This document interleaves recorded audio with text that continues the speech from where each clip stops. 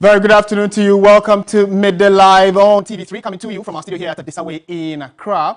I am Martin Asiedu-Datte. Coming up for the next 1 hour, we'll be looking at that big news that broke earlier today, which says Ghana takes lead in approving new malaria vaccine, and it will be the first country to do so. We'll interrogate this in detail shortly. Also this afternoon, 8 people so far picked form to contest the vacant Kumewu parliamentary seat. We'll be updating you on preparations ahead of that election later today. And on the international front, Liberia's Supreme Court dismisses opposition's request to halt ongoing national voter registration ahead of the October elections.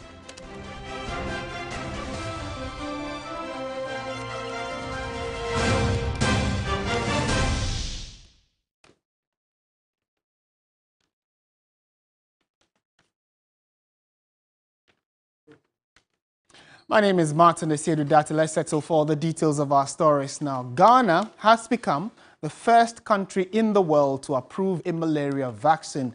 This is the first time that the vaccine has received regulatory approval anywhere in the world. The vaccine was developed by Oxford University for use in children aged between 5 and 36 months, from 5 months to 36 months. The vaccine, called R21, appears to be hugely effective, in stark contrast to previous ventures in the same field. Ghana's Food and Drugs Authority, the FDA, has assessed the final trial data on the vaccine's safety and efficacy and its effectiveness, which is not yet public, and has decided to use it. The World Health Organization is also considering approving the vaccine. The Serum Institute of India is preparing to produce between 100 and 200 million doses per year, with a vaccine factory being constructed in Accra, Ghana. Each dose of the R21 is expected to cost a couple of dollars. And what we do know also is that this is actually a game changer, as many have said it. The FDA, we've tried to get to speak to them. They say they are also putting themselves together to address the country regarding how far they've gone in terms of regulatory and final approval of this, what the preparatory works have been, and when we are expected to see these vaccines roll out in commercial proportions here in Ghana.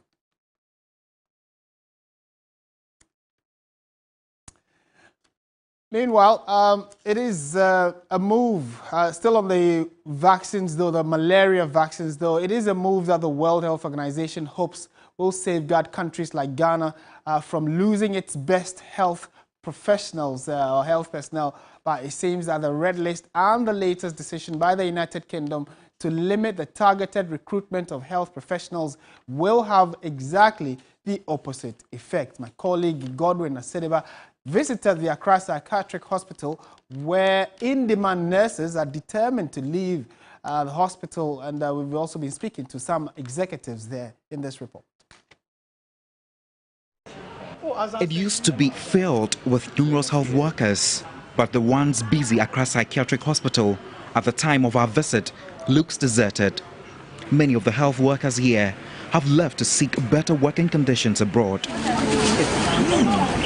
If nurses are increasing, specialist nurses like the ones who work in psychiatric hospitals, the cherry on top.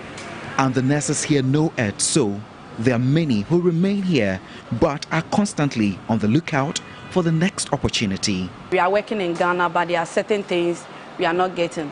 Let's say I'm a nurse, but if I'm struggling with my health, if I need medications I need to buy, if I have to go to the hospital like every other person, if I don't have my health insurance, I'll not be attended to. And Ghana Health Service, I don't know what they are doing to support us. If the World Health Organization has its way, the 30-year-old senior staff nurse at the Accra Psychiatric Hospital will remain in Ghana. World Health Organization has had Ghana on a red list since 2020.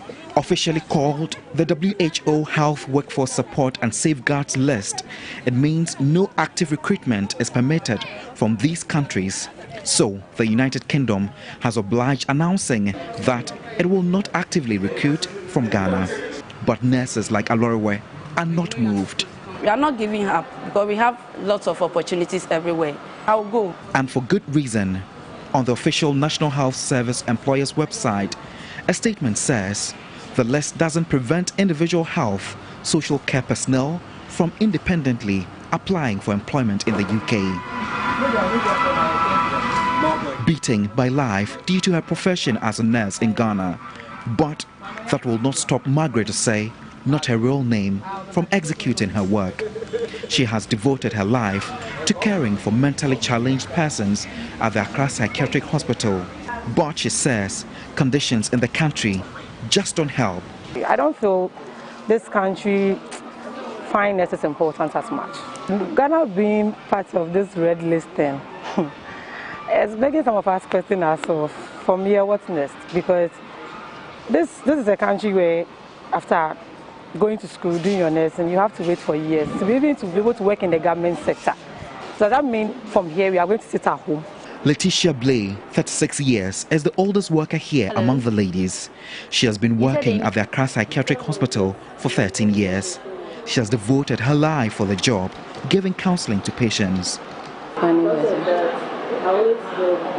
And it's just one of her responsibilities as a senior nursing officer. But she's struggling to live. Not just me, but basically everyone would like to travel outside of this country. For their family, for themselves, at least to get money. Because let's take for instance, the tax that's been deducted from our salaries every month could make up for someone's salary in a month.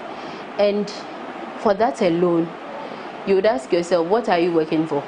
The United Kingdom has stopped the recruitment of skilled health and social care workers from Ghana and 53 other countries across the world. In its updated code of practice for the international recruitment of health and social care personnel in England, the British government placed 37 other African countries on its red list, which was based on the World Health Organization Workforce Support and Safeguard List 2023. The Accra Psychiatric Hospital lost 45 staff, of which 42 were nurses in 2022, and more are still leaving. The Deputy Director of Administration at the Accra Psychiatric Hospital, Julius Kusalusuo, is worried the continual poor working environment means decisions like the one the UK made will have no impact on retention of staff if conditions don't improve. This has had a very serious impact on the hospital because, number one, it is the most experienced people who are leaving. The sad thing is that for psychiatry, we don't have them so much in the country. It is actually struggling, I must admit, because besides the conditions of service I'm talking about, logistics to work with is a problem. As I speak, almost all the suppliers have run away from the hospital. They don't want to do business with us because we owe them. Ghana's Registered Nurses and Midwives Association says more than 3,000 nurses and midwives have left the country to seek better opportunities in the UK, Canada and the US since the beginning of the year 2022, including doctors. This poses a serious threat. The salaries of nurses and midwives in Ghana is nothing to write home about. There is no condition of service in terms of food allowances or accommodation allowance, rent allowance, or anything. Anything that went for nurses and midwives years back had been removed. For Ghana's nurses, the path to a fulfilling life lies on flight to the most advanced countries. Godwin Asideba, TV3 News, Accra.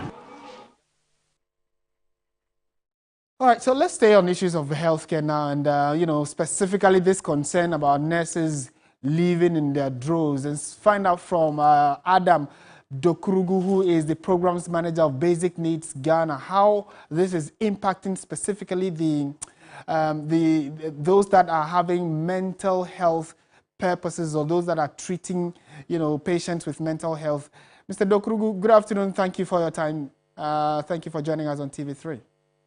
Good afternoon, and thank you. Good afternoon to our listeners. Right. What we've picked up is that it looks as though it is even the more experienced nurses that are leaving the shores of Ghana. When you are talking specifically about the mental health sector or subsector when it comes to the healthcare delivery system, what kind of impact is it having there? Are you having similar challenges with, experienced nurses leaving when it comes to mental health treatment? Thank you very much. It looks like over the years, Ghana has become a ground for training mental health nurses, only for them to leave to the UK, United States, Canada, and other countries. And as it is being stated, it is the most experienced among them who are leaving. And when you have the best of your staff leaving, it impacts the quality of mental health care delivery. It also impacts on the quantum of work left behind for those who have to do. So the work that is usually shared between the most experienced and those who are still coming up is now going to be left with those who are less experienced. And as I said, it is going to impact on the quality of healthcare delivery. And the exodus of nurses or mental health nurses in Ghana to other countries is across the country. I thought it was only a southern phenomenon, but I personally know mental health nurses who have left the Upper West region. I know some who have left the Upper East region. In December, I was in Bono East region. A gentleman told me, I will leave and I'll encourage any other person I know to leave. I was there just a month ago and the gentleman is gone. And he's one of the best in the region. So it is across board and the reasons are not far-fetched. And talking about the reasons, we've also heard a number of these nurses we've interacted with talk about conditions of service. Is that the only reason why you would have them want to leave? And while at that, what's the patient-nurse ratio when it comes to mental health? We have heard over time that we need even more nurses, especially when it comes to mental health. If the experienced ones are leaving, and like you're saying, they are leaving in their numbers, is, conditions of service the only reason why they be leaving like that? Right. Conditions of service is not the only reason, but as a conditions of service impact on everything, it impacts on the well-being, it impacts on the well-being of the worker. And people are beginning to become focused about their well-being. They're beginning to look at their interests, because you cannot be working just because you are motivated to work if you are not satisfied. That need for job satisfaction, deriving the benefit and having something to show for what you do is a key motivating factor. So yes, conditions of service may not be the only issue. We have the general issue of priority or prioritizing mental health in Ghana, which has been a very big challenge. If you look at the Mental Health Act 846 of 2012, Section 80 provides for the establishment of a mental health fund. If we have a mental health fund that is funded, where funds really flow into that fund to be used for mental health care delivery, I believe that the quality of services will improve. Mental health nurses will have a safe space to work in.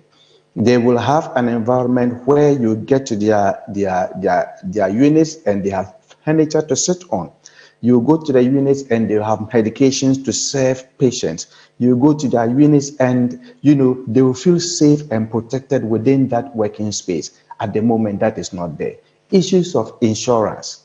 Their work is risky and nobody seems to talk about that. Even when they are attacked, which happens occasionally, the process of even getting compensation is problematic. Low remuneration is a big issue. The gentleman I met in Bono East region told me that their friend who went a year ago, within 1 year, came and built a house for the family. The father died, he came back, he performed the funeral as though it didn't cost money. And this is motivating those who are behind here to also go. Right. And as I said, I will encourage anybody who wants to go to go. Then we have the issue of stigma. We used to think that stigma was only affecting only those who have mental health conditions and their caregivers. But even within the health sector, things may be changing, but you realize that mental health workers more or less experience that stigma where people just look at them, oh, but he's a madman's doctor, or within the healthcare system, oh, the mental health nurse. So, okay. And still on that, maybe in wrapping up this conversation, can you help us with what your experience and thoughts are? One, is this new directive coming from the United Kingdom, you know, in collaboration with the World Health Organization, going to reverse or slow down the trend in terms of our nurses who are leaving? Are we likely to see any change in the next few weeks or months, maybe? So thank you very much. That is a good move by the UK and the WHO.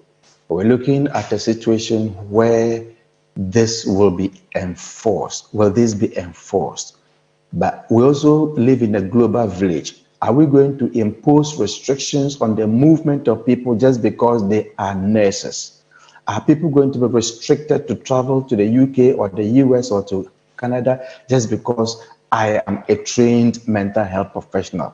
If that is not going to be the case, then I don't think there is going to be any impactful. The best way to solve this exodus is for us to see how we can improve mental health, how we can prioritize mental health in Ghana, how we can improve the conditions of service for staff of mental health or mental health generally, and how we can motivate and continue to sustain even the professional progression for those who have decided to dedicate their lives to serve, you know, persons with mental health conditions. Those who decide to stay back should be motivated in various ways to continue to deliver mental health care services.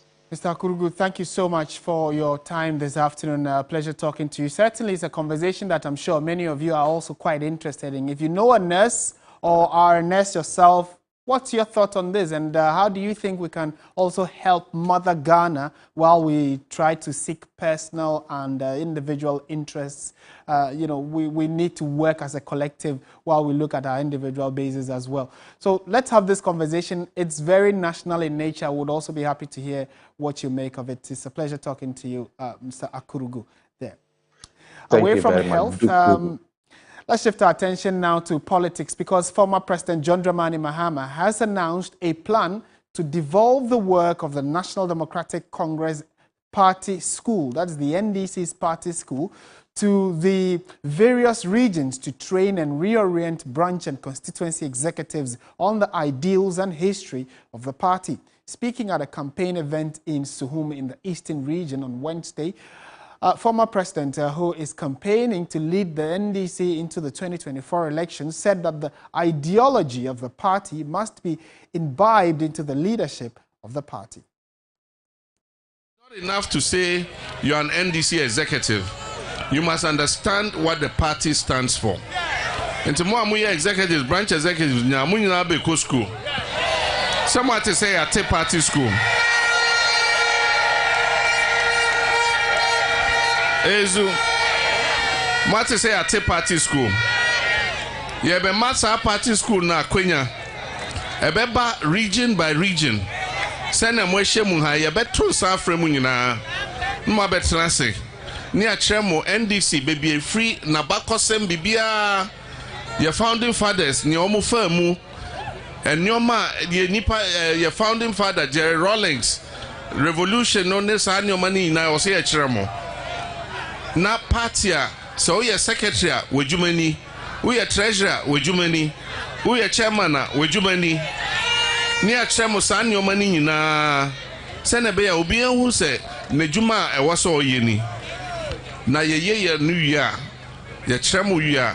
Near ma obia certificate for fair now they are couple demo.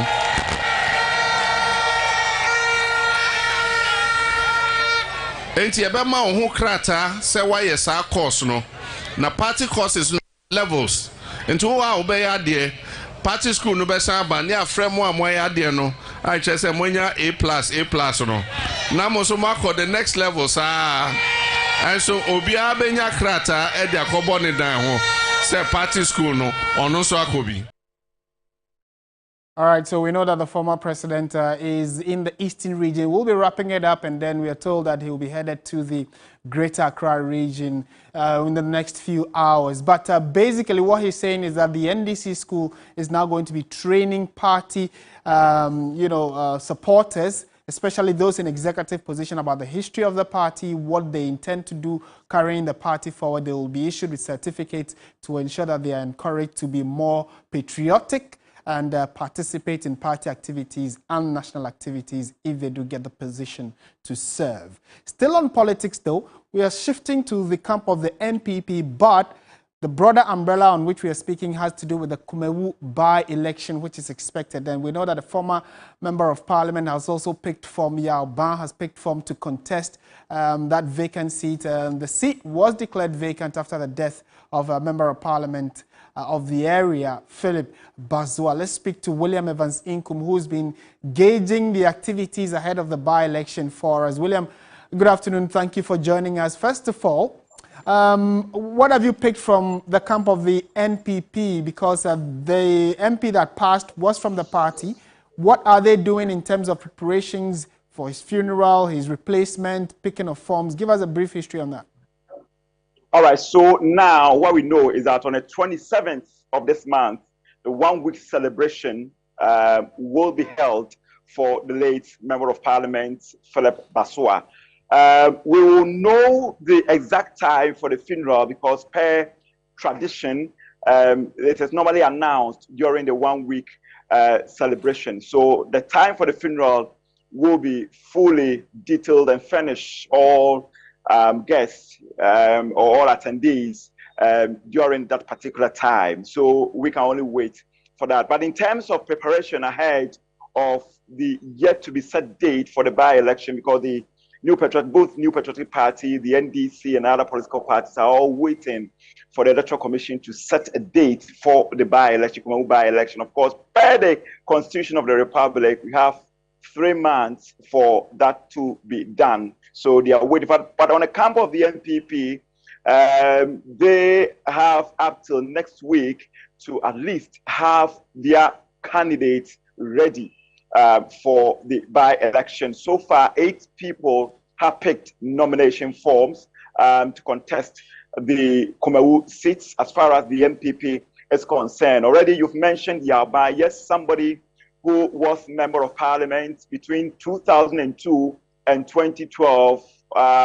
He was dethroned from the seat by the late Member of Parliament, Philip Bazua. Yao Ban is back. And Martin, guess what? Yesterday, it was just one would say one of the memorable scenes for him as a politician in the palace of Kumawu when most of the chiefs were rooting for him.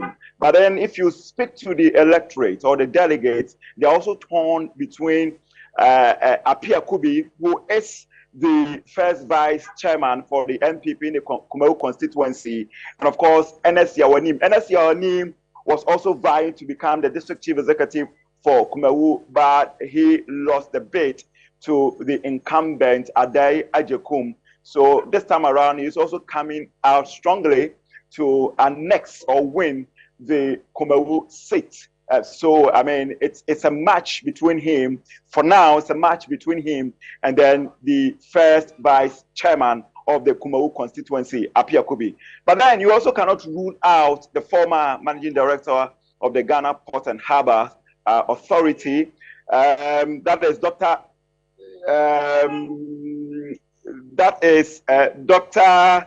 Okay, so that is lawyer Edward Osei. I beg your pardon. In fact, lawyer Edward Osei competed during the 2020 primaries, but lost to the late Member of Parliament. He wants to try his luck again, so he's coming back to see whether he will. This time around, he will be lucky during the primary. Though, of course, we also have Dr. Aboagye Da Costa, not new. Somebody who's also working with the Ghana Health Service, played a very important role during the COVID-19 period. He's also picked his forms and he wants to contest. Of course, the only woman among the 7 men hopeful is Nana Amasewa, who currently works with the Ministry of Education. She also wants to contest. Then, of course, Osei, Bempa, who is also a member of the national communication team of the MPP, also contesting. Then Dr. Philip Bano, he works with HIFRA. He's also would want to take the seat. And then maybe finally and briefly before you take leave of us, William Evans Inkum, how are party faithfuls in the Ashanti region also preparing for this? Are they waiting for a date to be declared before they, show that kind of enthusiasm? Or right from the moment the announcement was made that a by-election is going to be held, campaigning has commenced? Well, so, people are doing campaign. I'm talking about the aspirants, or if you like, the hopeful. They are doing their campaign, but in a very modest manner, because Philip Basua, somebody who has held the seat for 3 consecutive times, in fact, since 1992, he's the only candidate for the NPP to have held the seat for 3 consecutive times, 2012, 2016, 2020.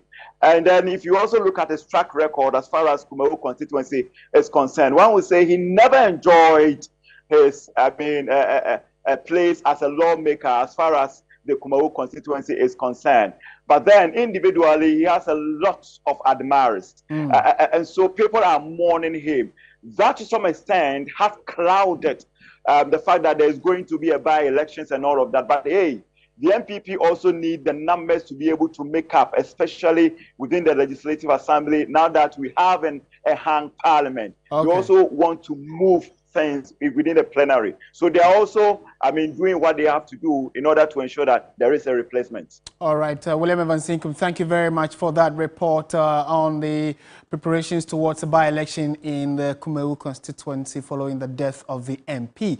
We're staying in politics because this time the battle to lead the governing New Patriotic Party is heating up as some flag-bearer hopefuls have been intensifying their campaign. Those who have so far declared their intention include Alan Kyerematen, Kennedy Agyapong, former General Secretary of the party, Kwabena Agyapong, former Agric Minister Dr. Afriyie Akoto, energy expert Kwadwo Poku, amongst others. Vice President Dr. Mahmoud Bawumia is yet to officially announce his intention to contest, although many say that he is also one of the key front-runners when it comes to the leadership or flag-bearer hopeful position of the NPP. The various aspirants are seeking the endorsement of the rank and file of party supporters. Well, the latest Global Info Analytics survey for the month of April has found voters across all political parties say that the country is headed in the wrong direction. The poll also revealed that 21% of supporters back Kennedy Agyapong to lead the NPP. Dr. Mahmoud Bawumia's approval rating dropped by 1% from 40 to 39, and it looks as though the conversation around who leads the NPP is also gathering momentum. Let's speak to the Executive Director of the Global Info Analytics, Musa Dankwa, who's joined us via Zoom. Mr. Dankwa, good afternoon to you, and thank you for joining us on Midday Live. Good afternoon to you, and nice having me. Are you able to, first of all, tell us about how you gathered the data and which specific areas did you look at? Was it region-specific or it's across the country? And what numbers are we working with? Right. Thank you once again. This time around, we interviewed about 5,836 voters in all the 16 regions of the country. And we targeted 82 constituencies specifically across the country, spread according to the voters that live in those constituencies. So, for example, in Ashanti region, we had about 14 constituencies. Bono is about 4 constituencies. Bono is about 3. Savannah about 2. So we have a spread that is really far-reaching, covering everywhere. Right. And the indications you are getting or the data you've been able to gather indicate that Kennedy Agyapong is in a comfortable lead when it comes to the flag-bearer hopefuls, is it? No, it's not comfortable lead. He has made significant progress in the race. Right. To the extent that we now have a 3-horse race for the MPP, at least in the eyes of MPP voters. MPP voters prefer at the moment Mahmoud Bawumia by 39%, and then 37% prefer Alan, and 21% prefer Kennedy Ohene-Ejeapong. But what we are saying is that Kennedy Ejeapong has been the one that has been rising in the polls since October last year. Right. And what is working for him? What information or what kind of question did you pose which has elicited that kind of response, given Kennedy Ejeapong, you know, some sizable margin in terms of the gains he has made? We asked them that if you were a delegate in the next MPP primaries, who would you vote for to elect as a flag bearer to lead the MPP? That was the question. And the respondents, who was first? We know that Alan, like you say, for instance, you said I forget his name. The one who's come third has made some significant margins. I'm talking about the person of Kennedy Ejeapong. I mean, if you look at the race starting from July, when he kind of entered the race, it's made steady and consistent progress over that period. And if you look at the trend, Dr. Mahmoud Bawumia has been declining from 68% in the poll all the way to where he is now among MPP supporters to 39%. Alan Kyerematen, for example, shot up in April 2022 to about 48%, and then he declined slightly and stabilized around that 40% mark for quite some time now. It is this time that we've seen him lost some grounds to Mahmoud Bawumia in terms of MPP voters. And what we believe was happening is that Kennedy Ejeapong, initially Alan got his support from those who left Bawumia to come and support him. But subsequently, Bawumia has been losing support to Kennedy Ejeapong. But this time around, it appears Alan has lost to Kennedy Ejeapong. Right. And finally, is this anything to go by, or it is early days yet, looking at the time left for us to enter the hot race itself? I think these are the views of MPP voters. Now, it's only a matter of time before the views of MPP voters begin to permeate in the delegates, because those delegates are not the people we spoke to. And we believe that the delegates' view may coincide with the views of MPP general voters. And a lot of things could happen between now and November, and they have to work hard really to win the minds and heart of people. All right, Mr. Danquah, thank you so much. Certainly we'll be engaging you some more in the coming days to see how all of this plays out going into the elections. Thank you for your time. Thank you very much for having me. Musa Danquah is a pollster, and then also with the Info Analytics, Global Info Analytics. They've come out with their latest poll. If you go to our website, 3news.com, you get the breakdown of it there. And also, you can also be a part of it. Staying with issues of the NPP, though, Vice President Dr. Mahmoud Bawumia has called on Ghanaians to safeguard the peace and harmony of the country. He was speaking at the Iftar and says that the tolerance between Christians and Muslims will help promote peace in the country. Dr. Mahmoud Bawumia lauded the peaceful coexistence between interfaith organizations. He called on Ghanaians to safeguard the peace. It is rare to see such beautiful coexistence in many countries, and we must all be proud of our country's enviable status as a religious, tolerant nation. It is important for all of us to continue to play a role to preserve this harmony and not allow it to be destroyed by those who hate to see such tolerance and togetherness. Spokesperson for the National Chief Imam, Sheikh Arimiya Shaibu, lauded the Christian community in promoting coexistence with other religious groups. That is why we call him the Rabb, the Lord. The Lord in the sense that he is our creator, our originator, our provider, our sustainer, the one who nurtures us, the one who guides us, the one who guarantees our protection in survival. Former Chairman of the Christ Apostolic Church, Apostle Dr. Stephen Amweni, praised the Muslim community for their role in nation building and peace. We commend our able Vice President and the Chief Imam for this glorious laugh get together annually. I strongly believe that because of this unity, The Lord Almighty will fulfill his word in Psalm 133 in Ghana. The Lord will surely bless us and make our nation great and strong. The world will see that indeed Ghana is a blessed nation. Iftar is the last 10 days of the Ramadan. This is still Midday Live on TV3. Stay with us. When we return, we have business, sports, entertainment all coming up.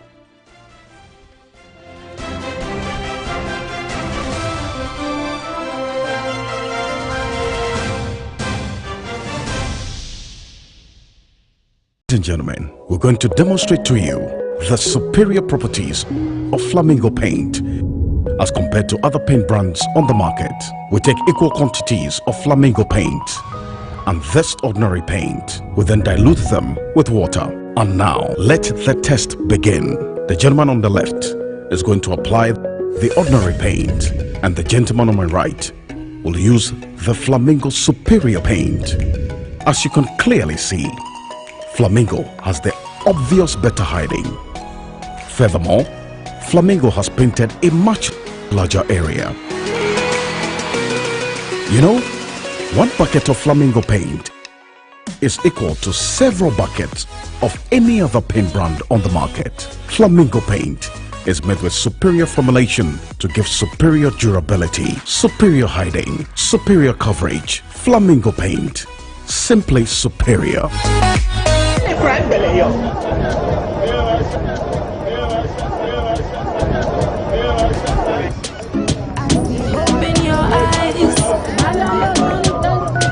People fall and they rise. Make you no worry about the things you know we change. The things you know we do today, you go do them tomorrow. Wow, this girl's got talent. You too can change your world, and it's affordable with Airtel Tigo data bundles. Bring your dreams to life with the best data bundles only on Airtel Tigo. Dial *111# now. Airtel Tigo. Life is simple. Who wins season 14 of Talented Kids? Is it MFC Dance Camp, Abigail, Rahman, Eloquence, Darkness Models, or Emily? It's the final showdown with the 6 finalists of Talented Kids live from the Accra International Conference Center this Sunday, April 16 at 3 p.m. The playground opens at 12 noon for all game lovers. Our finalists have worked tirelessly to perfect their craft, and they are ready to take the stage and give it their all. From mesmerizing dance routines to spellbinding singing performances, incredible modeling moves to word dexterity, there is something for everyone. How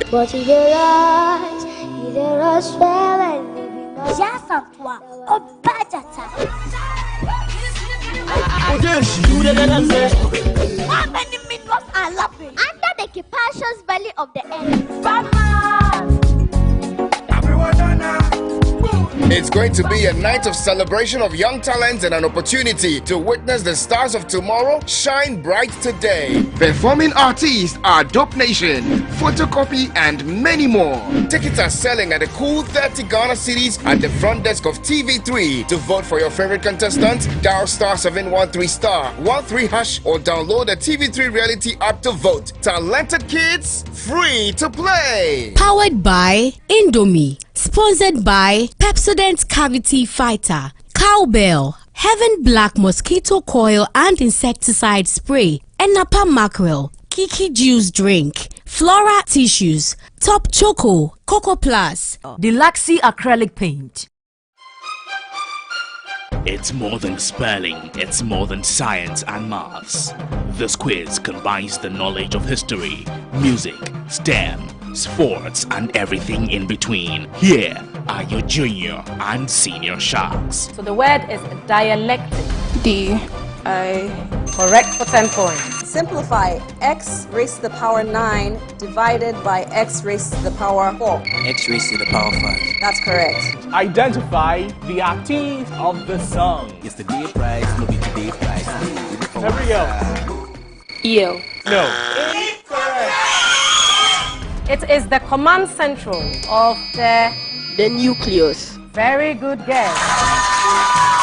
Join us for another exciting season, the all-round quiz challenge, the Sharks Quiz. The Sharks Quiz Season 6, coming soon on your screen, endorsed by the Ministry of Education and the Ghana Education Service.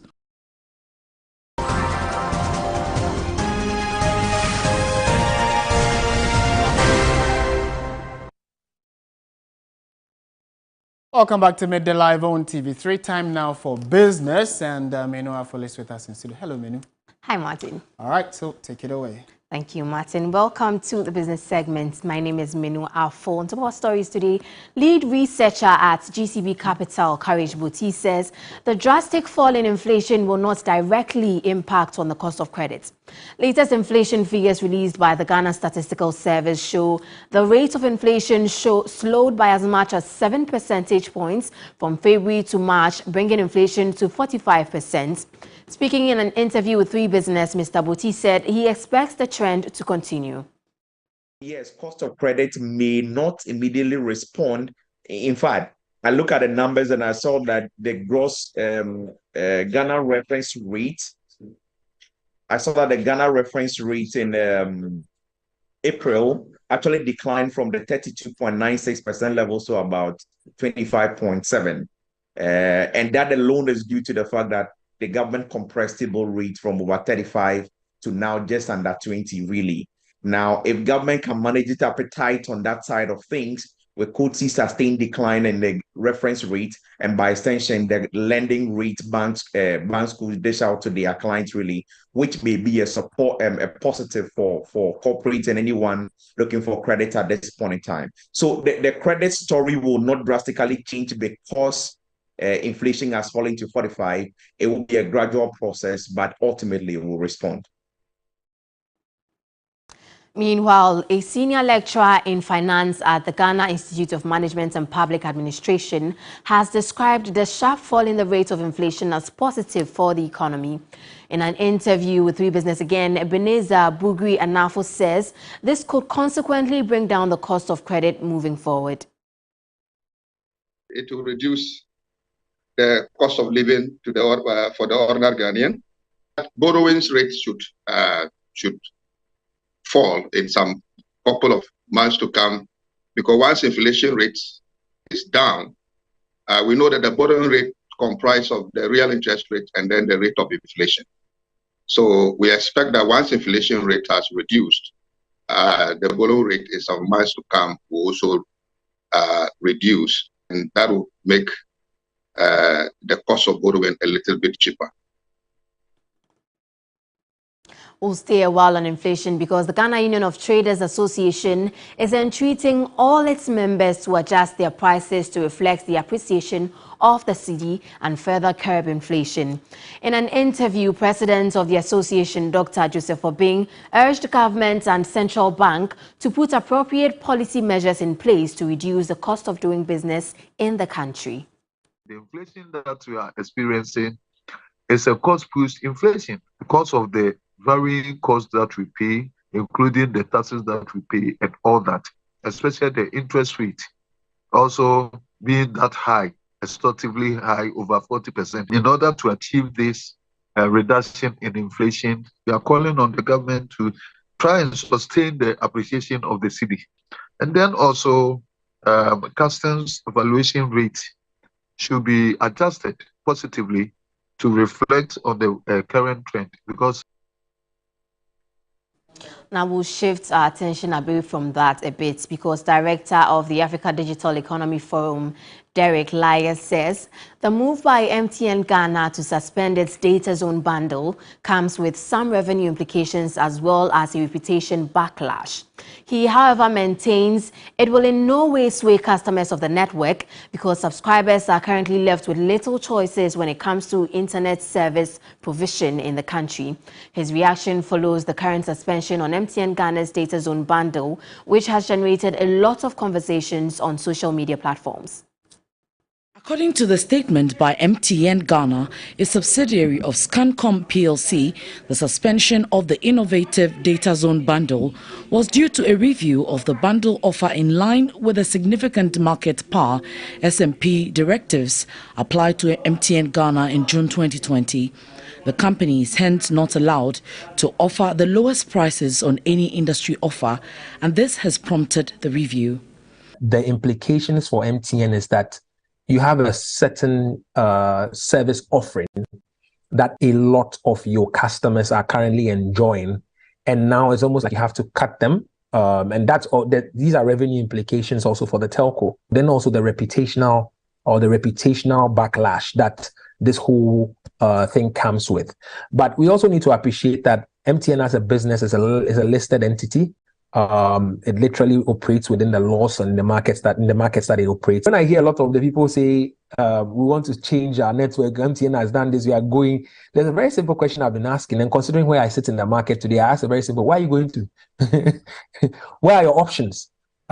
Because they're very limited options right now that any telecom subscriber has right now, because of the way the market has been regulated and the policy that literally has guided the growth of the industry at this time. MTN Ghana is currently engaging and collaborating with the regulator to seek alignment on a revised Data Zone bundle that will be reinstated as soon as possible. There's hope the telecom giants can reach some agreement with the regulator to meet customer needs. It's very difficult to say, I'm going to engage the customer before I come and take the directive. You definitely have to take action as a business, and then you further on can be able to engage the customer. So we're hopeful that MTN can be able to reach a certain sense of agreement with the regulator, and then they can be able to offer something that is similar to the Data Zone bundle as the customers know it to be, or probably maybe be able to tweak it in the most meaningful way possible that they'll get the requisite or right approvals to be able to come up with a similar or bring back the bundle again for customers to be able to get back to using it. The Data Zone bundle is an innovation by MTN Ghana that gives customers a discounted rate for a one-day validity bundle at the point of purchase. Subscribers of the package are taken to social media to express their dissatisfaction with the development, with many calling for its reintroduction. And that's how we bring the business segment here on Midday Live to an end. My name is Minu Afo. Stay with us for sports.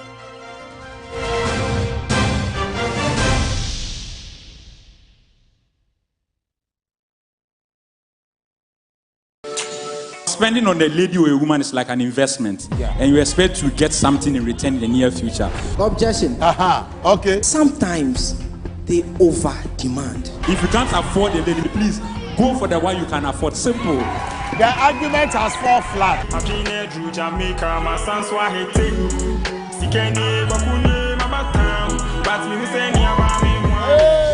When people say accidentally they have an affair, I don't get it. What? You were walking and you fell in. The way she's dancing, I love it. She did make me sweat. Someone, are you nervous? Oh no, how are you? Nice. Date Rush shows every Sunday at 8 p.m. on TV3. Don't miss it. Date Rush is sponsored by Rush Energy Drink, Airtel Tigo, Sense Body Spray, Duffy's Health and Beauty, Pepsodent Herbal, Geisha, Obuasi Bitters, Remy Spices, Give Us Herbal Mixture, Carnival Strawberry, Forever Clear, Acne Control Range and Multi-Fruit Set, Deluxy Acrylic Paint, Star, Dano Milk, Lawson Duray. No matter where, the Capitals always tuned in their offices.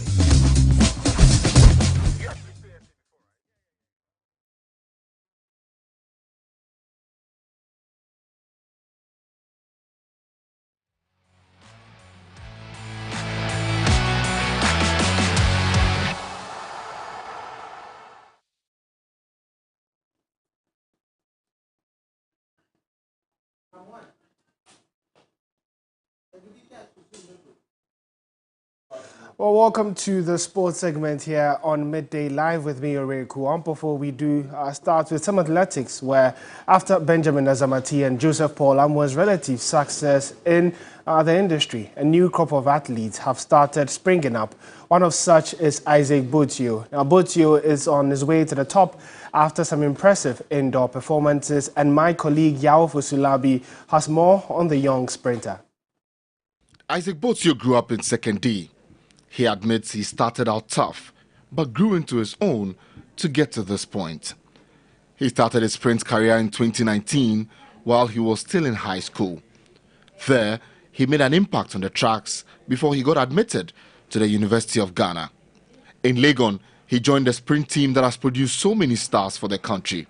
He placed 3rd in his first meet at the Kenyatta University and also won the Junior Olympic sprint competition in Ghana.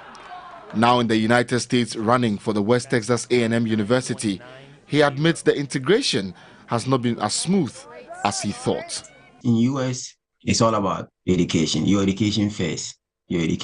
So it wasn't easy for me because I was using the Ghana method of education, like education system here. But as time goes on, I was able to catch up with everything and also get focused on my athletics training and also education as well. The outdoor season in the United States Athletics Circuit has begun, but before that, the indoor season was in full swing, and Botio won the D2 National 60-meter dash in a time of 6.69 seconds. You know, since day one, I've been winning my conference, I've been winning my heat. So the target was me getting the national title. So it's all about we focusing and training to get the national title. The feeling was amazing. Botio is lightning quick. He just ran less than 10.10 seconds in his first outdoor competition and is already getting plaudits from many in the athletic world. For many young athletes, Benjamin Azamati has become a role model and the guy they all look up to. Botio is not different. Benjamin has been my role model. Yeah, from day one, he has been my role model because I saw Benjamin running. Although I didn't run with him in Ghana, but I saw him running. Like, I knew him, even like I tested him when he was in Ghana. So when a Ghanaian has done this, he gives me hope that no, in the near future, I can also do it. There's one thing winning does to you, and it is that you get so hooked to it and never want to let go. Once you win, you always want to win more. Botio is in this bubble too, and is taking it one step at a time. The focus is to join the national team and also to qualify for Budapest, the World Championship, and also to make it to the Olympics. It's just a matter of time. That's my anthem. Like, I believe in time and I believe in consistency. So as time goes on, they should expect something good from me. Isaac Botio is the country's new sprint sensation. He's a rising star in the 100 meters. Athletics is on a high again, and it looks like Ghana's good times are returning. Well, before we go, just by way of updates in terms of the UEFA Under-16 four-nation tournament, where the Black Starlets are participating, and they're currently leading Serbia by 3-0 in the first half. That's how we wrap up the sports here. My name is Ore Kwampafo. Up next is entertainment.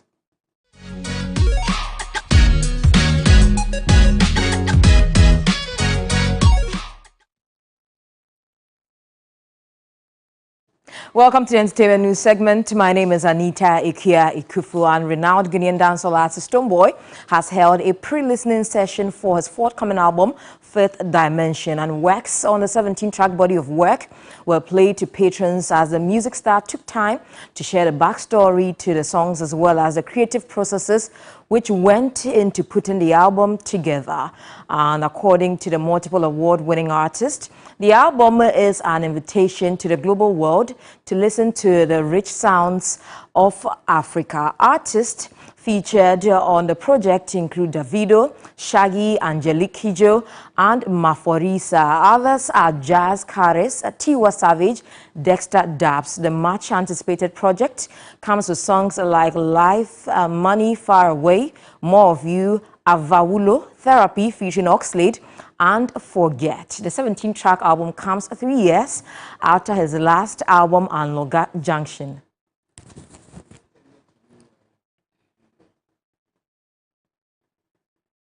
And still on Stonebwoy, his pre-listening session for the 5th studio album was graced by critics, journalists, and other key industry stakeholders. The Entertainment caught up with some of them to share their thoughts on the body of work.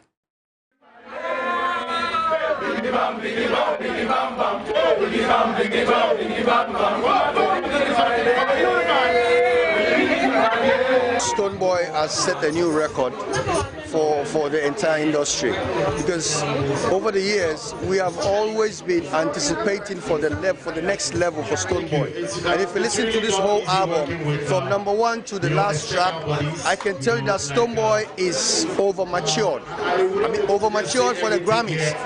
This is a Grammy collection, because there's a category in the Grammys that you need a certain sound and a certain element to be able to qualify, and that's what Stonebwoy has presented. So for me, I'm so happy that Stonebwoy has crossed over from a dancehall artist, from the regular dancehall artist to a world-class artist. So for me as a Ghanaian, I would say that Stonebwoy is the new pick for the Grammy.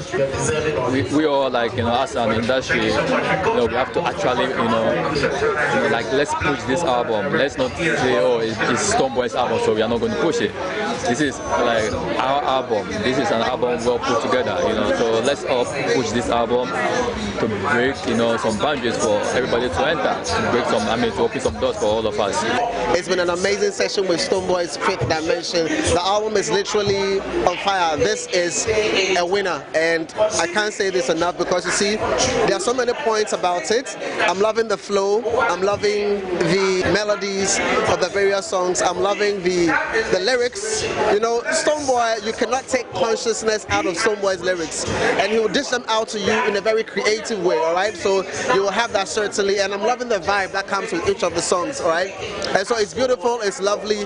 The kind of people who have been featured on the various songs, amazing. And across continents, literally, we have the giants like Tiwa Savage, we have Angelique Kidjo, it's just amazing what he's dished out. And for me, I must say that this body of work is lovely, and it's a buffet. There's a song for almost every occasion and every mood you are thinking about. And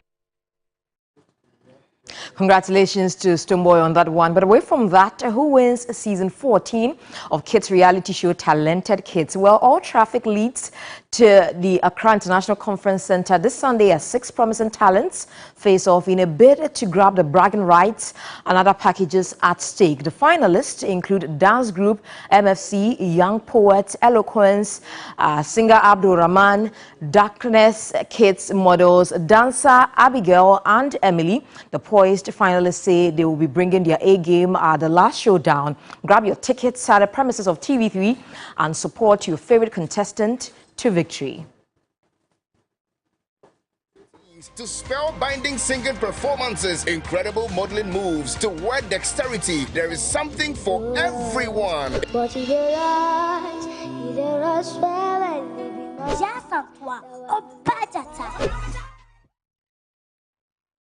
And now we go for entertainment. My name is Anita Ikia Ikufu. Up next is international news. Good afternoon. Thank you very much, Anita. Let's go straight to find out what's happening on the international front. And Liberia's Supreme Court has dismissed opposition's request to halt the ongoing nationwide voter registration ahead of October's presidential and legislative elections. The collaborating political parties claimed that listing voters without first demarcating constituencies according to the recent national census was unconstitutional. But in a unanimous verdict, the Supreme Court said it was no basis for disturbing the voters' registration exercise since the National Elections Commission was not in violation of the Constitution as alleged. According to the court, the case did not constitute an election matter. The court ruling allows the electoral body to move ahead with phase 2 of the voter registration exercise, having already conducted phase 1 last month, which was overshadowed by a series of technical glitches.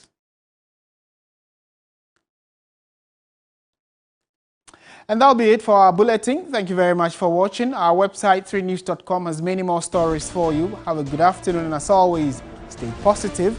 I am Martin Asiedu Date. Bye for now.